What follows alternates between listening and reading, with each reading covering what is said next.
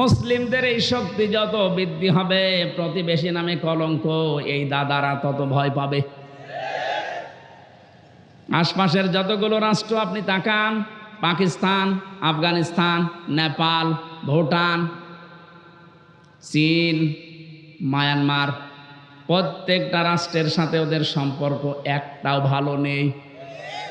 প্রতিটি বর্ডারের দিকে একটু খোঁজ নিয়ে দেখেন, পাকিস্তান বর্ডারে ওরা মার খায়, চীনের বর্ডারে মার খায়, আফগানিস্তানের একটা সরু বর্ডার আছে ওখানে গেলেও মার খায়, নেপালের মতো জায়গায় মার খায়, মায়ানমারেও মার খায় মাঝে মাঝে, শুধু মারে আমাদেরকে। এমন প্রতিবেশী পেয়েছি, শুধু মার খাই আমরা,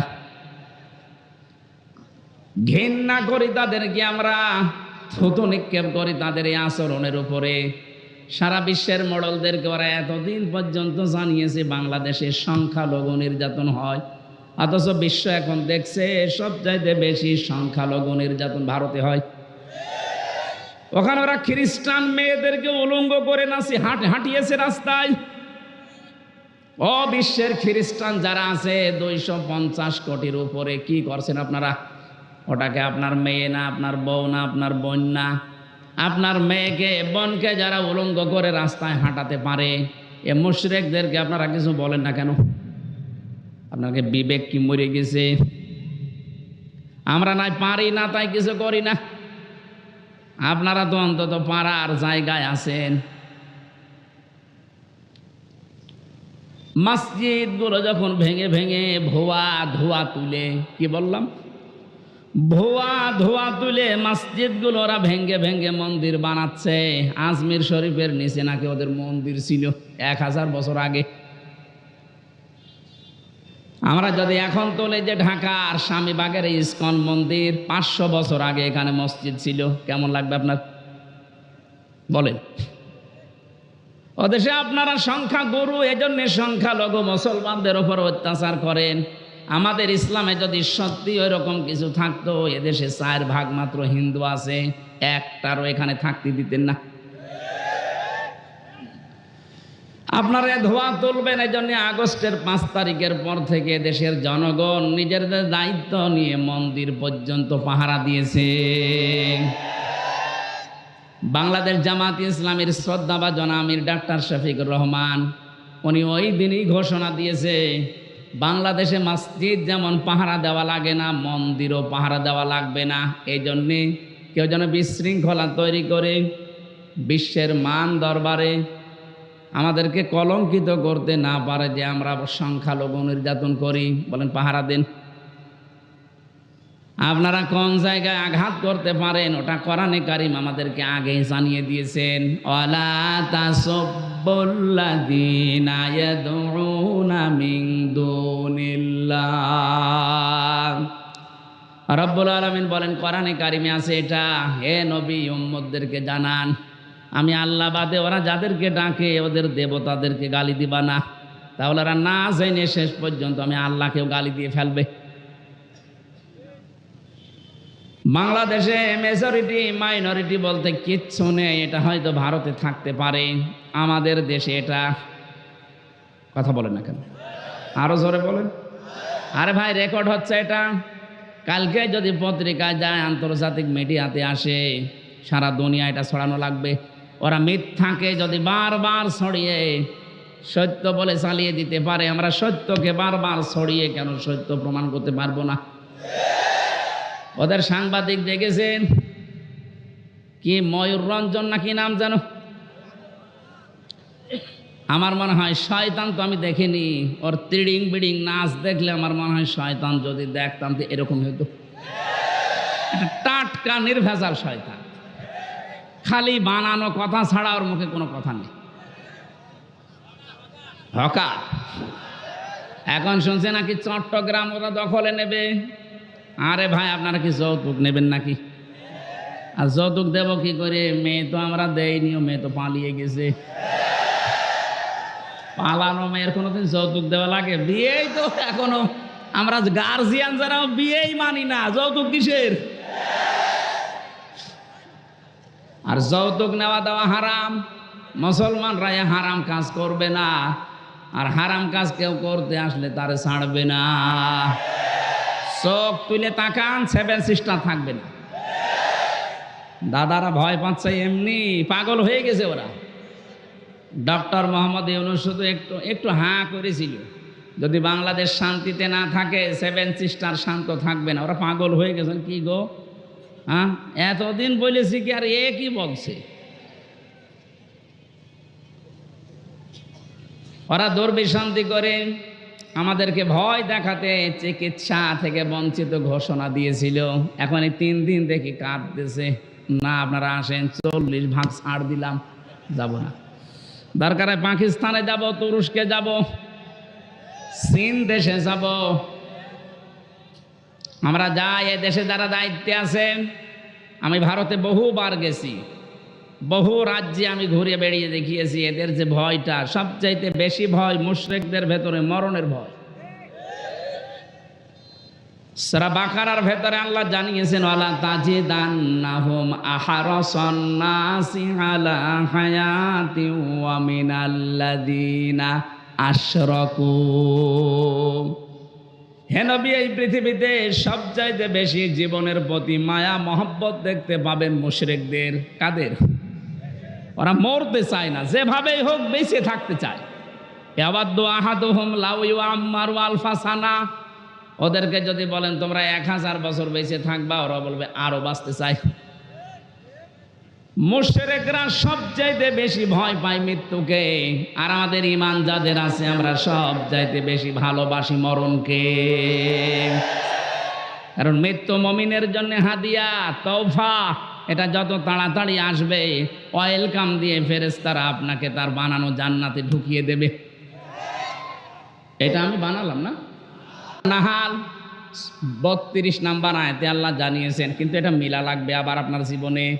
আল্লাযীনা তাতাওয়াফফাহুমুল মালাইকাতু তাইয়্যিবিনা ইয়াকুলুনা সালামুন আলাইকুম উদখুলুল জান্নাতা বিমা কুনতুম তা'মালুন। বলেন আল্লাহু আকবার।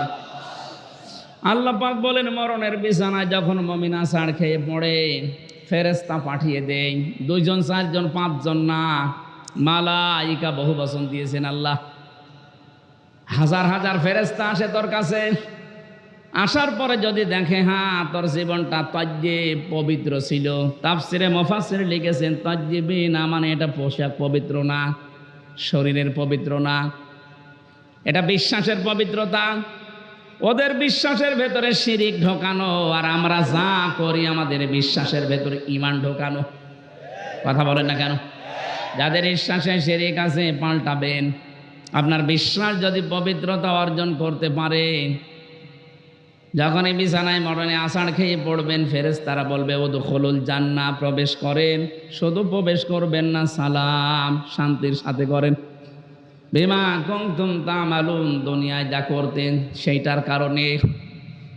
ও বাংলার মুসলমানেরা, আমরা আহ্বান জানাবো যারা দায়িত্বে আছেন, খুব তাড়াতাড়ি পররাষ্ট্রনীতির কিছু নিয়ম নীতি আছে। প্রতিবেশী নামে কলঙ্কে দাদাদের সাথে সব ব্যবসা বাণিজ্য, সব কূটনৈতিক সম্পর্ক ছিন্ন করে দিন, কোনো দরকার নেই। এগুলো আপনি পাকিস্তানের সাথে আবার ফিরে যান, চীনের সাথে বাড়ান, তুরস্কর সাথে বাড়ান। মুসলিম দেশ এখনো 57টা আছে, গতকালকে আর একটা হয়েছে 58টা।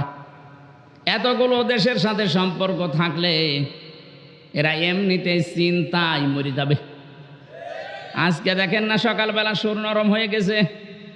বলছে আমরা যে সরকার আসে এখন দায়িত্বে, এই উপদেষ্টা মণ্ডলের যারা দায়িত্বে আছে এদের সাথে শক্তভাবে মিলে কাজ করতে চায়। কেন? এতদিন তো বলতেন এরা অবৈধ, ঠেলায় পড়িস।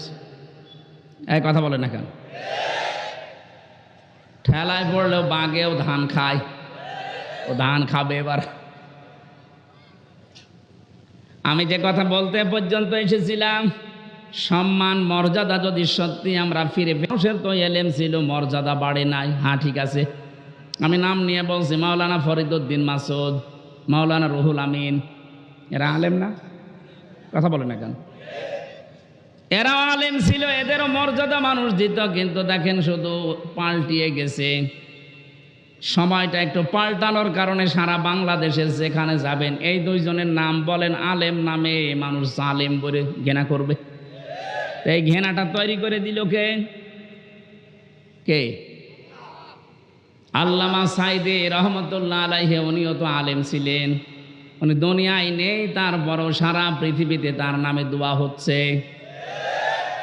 আর এমন আলেম, ওনারা গেছে বাইতুল মোকাররমে জোর করে ইমামতি করার জন্য, জনগণ জুতা দিয়ে পিটিয়েছে। পরের দিন স্ট্যাটাস দিয়েছে যে জুতা মেরেছিল কিন্তু আমার গায়ে লাগেনি। আপনি আর কত অপমান হবেন? এই যে দারাজাত বহু বচন দিয়েছেন আল্লাহ, কেন জানেন? কারণ দিন যত যাবে, জ্ঞানের উপরে যারা আমল করে তাদের মর্যাদা আল্লাহ তত বাড়াবে। যারা যতটুকু জ্ঞান পেয়ে আমল করেছে, আপনি তাকান, তাদের মর্যাদা আল্লাহ বাড়িয়ে দিয়েছে। আল্লামা জনায়েদ বাবুনগরী রহমতুল্লাহ আলাইহি, তার নাম শুনলে মানুষ এখন দোয়া করে। আল্লামা শাহ আহমেদ শফি রহমতুল্লাহ আলাইহি, তার নাম শুনলে মানুষ দোয়া করে। আর এরা জীবিত থাকতে দোয়া তো দূরের কথা, জুতা খায়। এই জন্য জ্ঞান অনুযায়ী আপনাকে কাজ করা লাগবে। জ্ঞানের বাইরে যদি কাজ করেন, হয়তো ভয়ে অথবা বিভিন্ন স্বার্থের কারণে মানুষ আপনাকে সম্মান দেবে, কিন্তু দিন যত যাবে আপনাকে আল্লাহ পচাবে। কথা বলেন না কেন? পৃথিবীতে সবচাইতে বেশি জ্ঞানের উপরে আমল করেছিল, কাজ করেছিল কারা? নবীরা। কারা? এবার নবীদের দিকে তাকান, সূরা ইয়াসিন 30 নম্বর আয়াত। ইয়া হাসরাতান আলাল ইবাদ মা ইয়াতিহিম মির রাসূলিন ইল্লা কানু বিহি ইস্তাহজিউন। আমার বান্দাদের জন্য আমার আফসোস, আমার আক্ষেপ হয়, এমন কোন নবী রাসূল দুনিয়ায় পাঠালাম না যার সাথে সমসাময়িক ব্যক্তিরা, সমসাময়িক শাসকরা জুলুম, অত্যাচার, নির্যাতন, ঠাট্টা, বিদ্রোহ, উপহাস করে নাই। এ কথা বলছে কে? আরো জোরে বলেন। নবীদের চরিত্র খারাপ ছিল, মানুষকে কষ্ট দিত। কেন? তাদের উপর অত্যাচার। একটাই কারণ, আমি প্রত্যেকটা নবীর জীবনে অন্তত যতগুলো কোরআনে পেয়েছি, পড়ে দেখেছি, প্রতিটি নবীর জীবনে একই অবস্থা, কারণ তারা জ্ঞানের ওপরে আমল করত। কথা বলে না কেন? জ্ঞানের ওপরে আমল করতে গিয়ে অনেকের নাম পর্যন্ত তারা হারিয়ে ফেলেছে। হযরতে মুসা আলাইহিস সালাম, ইহুদিরা তার নামটা পর্যন্ত পরিবর্তন করে দিয়েছে জোসেফ। এখন তামাম দুনিয়ায় যারা ইহুদি আছে, মুসা নবীকে আর মুসা বলে না, বলে জোসেফ। কি বলে? খ্রিস্টানরা হযরতে ঈসার নাম পাল্টিয়ে দিয়েছে যিশু। 250 কোটির উপরে খ্রিস্টান তামাম দুনিয়ার 257টা রাষ্ট্রে কম বেশি আছে। আপনি যেখানেই যাবেন দেখবেন ঈসা নবীকে ওরা ডাকে, কিন্তু ঈসা আলাইহিস সালাম বলে না, ঈসা ইবনে মারিয়ামও বলে না, বলে যে যিশু। কি বলে? বলেন। আমাদের জাতির পিতা হযরতে ইব্রাহিম আলাইহিস সালামের নাম তারা পাল্টিয়ে দিয়েছে আব্রাহাম। হযরতে দাউদ আলাইহিস সালামের নাম তারা পাল্টিয়ে দিয়েছে ডেভিড। মুসলিম বিজ্ঞানী ছিল আল ক্যামি, তার নাম পরিবর্তন হয়ে গেছে কেমিস্ট্রি। নবীজির প্রিয় সাহাবী একজন হযরতে জাবির রাদিয়াল্লাহু তাআলা আনহু, তার নামও পাল্টিয়ে দিয়েছে আল জাবরা। এদেশে আল্লামা শফির নাম পাল্টিয়ে দিয়েছে তেতুল হুজুর। কথা বলে না কেন? শহীদ আল্লামা দেলাওয়ার হোসেন সাইদের নাম দিয়েছে দেল্লু শিকদার। আমি কি বানিয়ে বললাম? আমার নামও পাল্টিয়ে দিয়েছে পিসকে হুজুর। আমি কি পিসকে?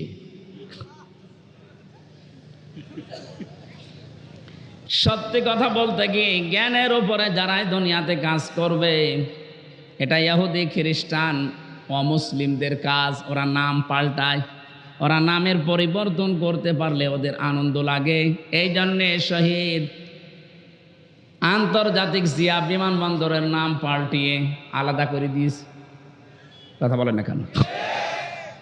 ওলা তালমিজু আনফুসাকুম ওয়া লা তানাবাজু বিল আলকাব বিইসাল ইসমুল ফুসুক বা'দাল ঈমান ওয়া মান লাম ইয়াতুব ফাউলাইকা হুমুজ জালিমুন।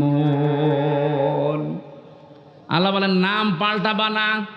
আজ যারা নাম পাল্টানোর হিরিক 15 বছর তৈরি করেছিলেন, কি হয়েছে? সে নাম তো আবার সব পাল্টিয়ে যাচ্ছে। কথা বলেন না কেন? টয়লেট থেকে শুরু করে সংসদ পর্যন্ত প্রতিটি জায়গায় নাম পাল্টাতে পাল্টাতে আর পারে নাই। সেটা পায়খানা টয়লেটের নামও দিয়েছে বঙ্গবন্ধু টয়লেট। তার কোথায় দেবেন? জাতে মাতাল হলো কিন্তু তালে ঠিক ছিল। জিয়ার নাম মুছে দিয়েছে ঠিক, এমন একজনের নাম দিয়েছে যেটা মুসলমানদের আবেগের জায়গা, যেন এটা পাল্টাতে না পারে। আপনি এখান থেকে মুছে দিয়ে কি করবেন? আমি আরাফাতের ময়দানে ছিলাম, ওখানে জিয়াউর রহমান লক্ষ লক্ষ গাছ লাগিয়েছে, নিম গাছ। ওটাকে এখন আর ওই দেশের মানুষ নিম গাছ বলে না, বলে জিয়া গাছ। হয়তো ওনার জীবনী থেকে আমি এই কাজটা পেয়েছি। জীবনে যদি আল্লাহ ওনার একটা কাজও পছন্দ না করে, হাজিদের আরাফাতের ময়দানে একটা শান্তির ব্যবস্থা। কি গরম জানেন ওই দেশে? 40, 42, 45, 55 ডিগ্রি সেলসিয়াস চলে। সেখানে একটা নিম গাছের ছায়া পেলে মানুষ মনে হয় আকাশ আমার মাথার উপরে নেমে এসেছে। এই যে লক্ষ লক্ষ হাজী সাহেবেরা আরাফাতের ময়দানে যেহেতু দোয়া কবুল হয়, শহীদ প্রেসিডেন্ট জিয়াউর রহমানের নামে যদি দোয়া করে, আল্লাহ তুমি ওর জীবনের যা হয়েছে হয়েছে মাফ করে দাও, আল্লাহ মাফ করতে পারে না? কথা বলে না কেন? আমরাও দোয়া করছি, আল্লাহ তুমি তাকে মাফ করে জান্নাত দিয়ে দাও, বলেন আমিন। বাংলার মানুষেরা যে কথাটা বলার জন্য, যে মানুষের নাম পরিবর্তনের হিড়িক, এটা ইহুদি আর খ্রিস্টানদের। বাংলাদেশে এই কালচার চালু করেছিল 15.5 বছরে যারা ছিল তারা। কেন আপনি আল্লামা শফির নাম পাল্টিয়ে দিলেন? তেতুল হুজুর একটা নাম হলো। কথা বলেন না কেন? নাম পাল্টিয়ে পাল্টিয়ে যাদের বিচার করে করে আব্দুল কাদের মোল্লা নাম পাল্টিয়ে দিয়েছেন।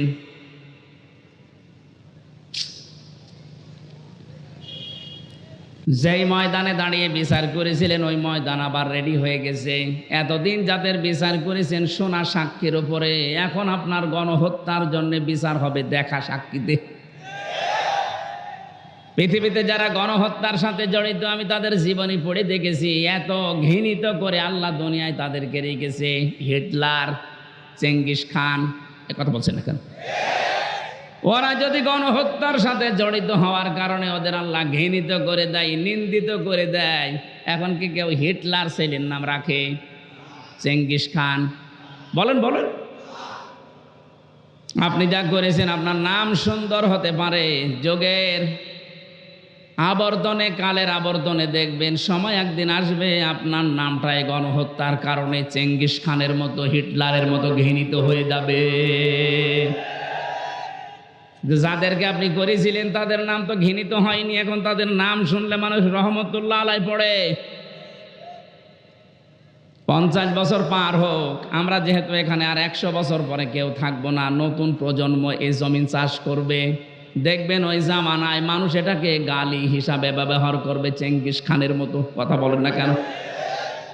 কারণ যারা জুলুম করে সবচাইতে বেশি আল্লাহ পাক তাদের দিকে তাকিয়ে থাকেন।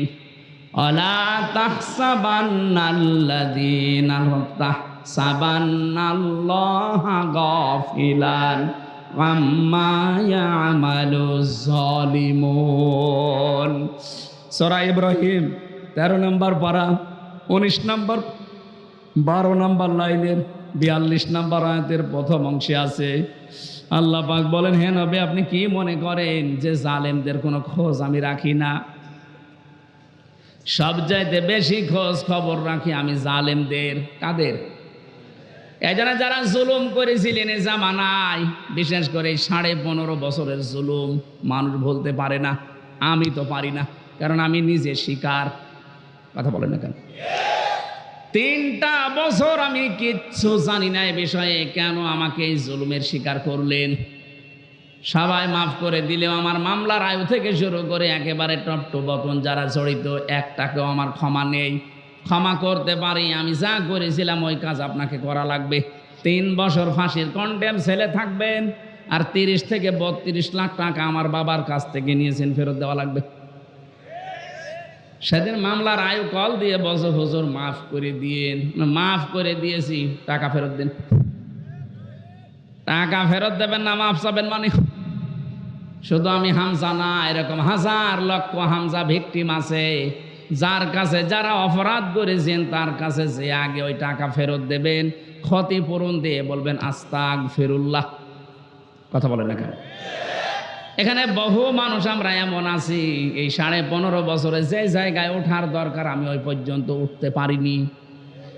এই কথা বলেন না কেন? আমার ব্যবসা বাণিজ্য করতে দেননি, মিথ্যা মামলা দিয়ে মিথ্যা সাক্ষী দিয়ে আমারে ঘরে থাকতে দেননি। 15টা বছর অনেকে এমনও আছে যারা গাছতলায়, বাঁশতলায়, পানের বরজে, ধানের খেতে, ভুট্টা খেতে কাটিয়েছে। এত কষ্টের সাথে যারা জড়িত, আর আপনি এখন আস্তাগফিরুল্লাহ পড়বেন আল্লাহ মাফ করে দেবে, ইয়ার কি নাকি?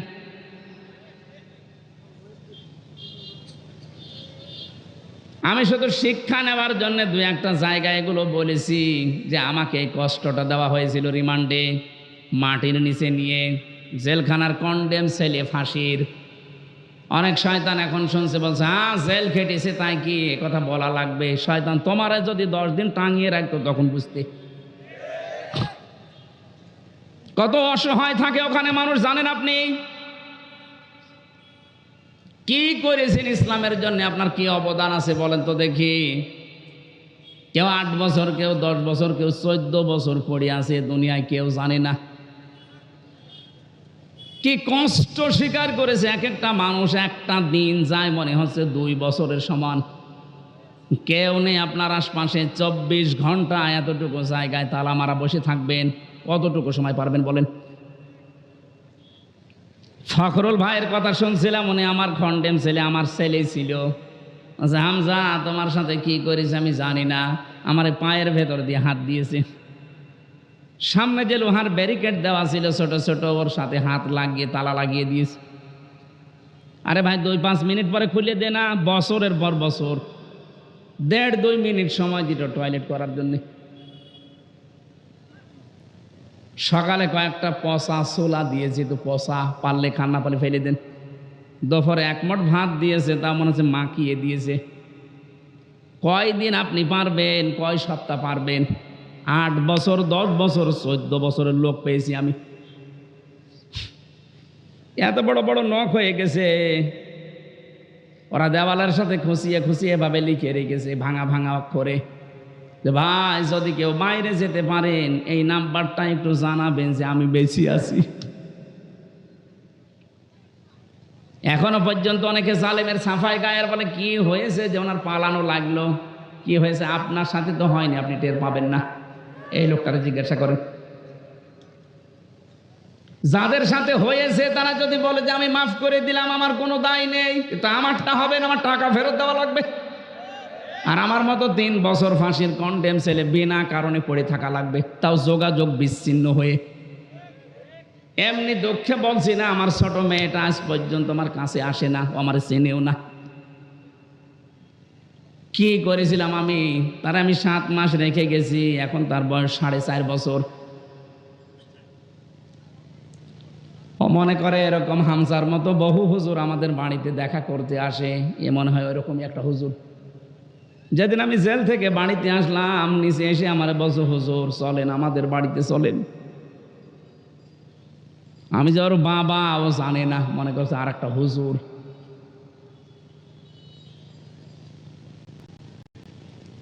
ফেসবুকে যারা উল্টা পাল্টা কথা ছড়ান আমার নামে, বাস্তবতা বুঝে ছড়াবেন। কি ঝড় গেছে আমার এই ছোট জীবনের ওপর, আপনি টের পাচ্ছেন? হ্যাঁ আমি আল্লাহর জন্য সব সহ্য করেছি, মাফও করে দিয়েছি, কিন্তু আমার টাকার বিষয়টা আমি মাফ করব না, টাকা আমার ফেরত দেওয়া লাগবে। কারণ এটা আমার নিজের টাকা না, আমার বাবার টাকা।